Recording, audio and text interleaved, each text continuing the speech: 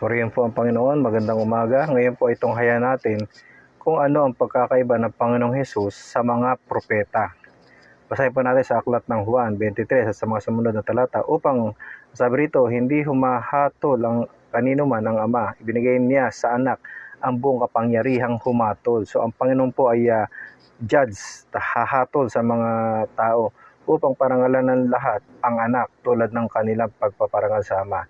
Ang hindi nagpaparangal sa anak ay hindi pararangalan ng Ama na nagsugo sa anak. So si Jesus po ay anak. Yun po ang pagkakaiba ng Panginoon Jesus sa ibang propeta.